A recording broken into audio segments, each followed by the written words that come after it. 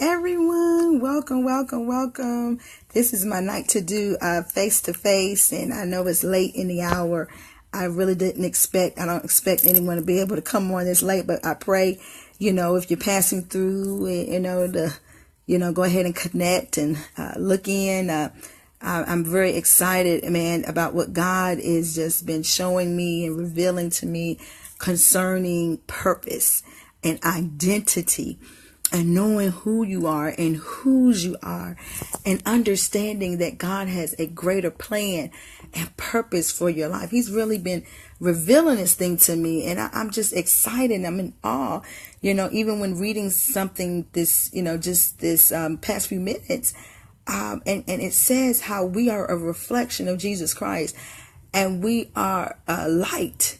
We are supposed to be a light reflecting Jesus, and so I want to just encourage you tonight, if you're struggling with your identity and knowing who you are and knowing whose you are, it's important that we understand our purpose and what we're called to do. I'm reminded of a scripture. It's one of my favorite ones. Is Jeremiah 1:4-5, and I apologize for the blinking. I don't know why it's blinking like that, so I apologize, but Jeremiah 1, and if anybody knows why it does that, please reach out to me to tell, because I'm trying to figure out why is it blinking. I'm just real, you all. Please excuse me. I'm really real when it comes to things going, but that's a little laughter for your soul.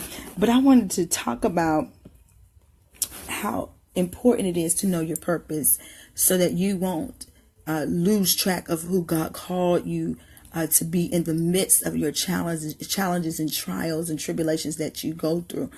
And many times, when we're going through trials and tribulations, that's when the enemy uses that to distract us of knowing what our purpose is.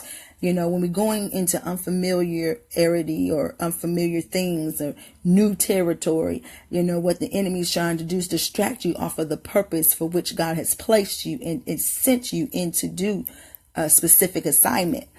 And all of it is centered around your identity and your purpose. All of it is centered around knowing who and what you are and why you were created, so that you can be a light, an example for Him in that situation.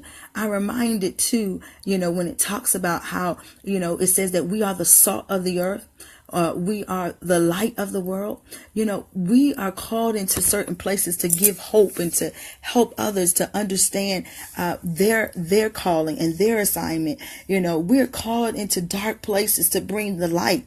And of course, the enemy doesn't want us to do that. So what he tries to do is keep us blinded and keep us limited on what God is calling us to do. He tries to even come at us in ways, to get us off track and off center, to help make us forget or to make us think that, what we're called to do, we're not qualified for. I don't know if you ever felt that way before, but if you ever felt like you can't do something, or you feel like I don't have enough under my belt, or I feel like I'm not old enough. I don't know if you've ever felt that way before. I'm reminded when David, was they were looking for somebody to fight Goliath, and they looked at David and they said, "Oh, David, this scrawny little boy gonna come in and fight Goliath?" And he was bold. He knew his purpose. He knew his God. He knew the power of his God. And we have to be reminded tonight that we have to understand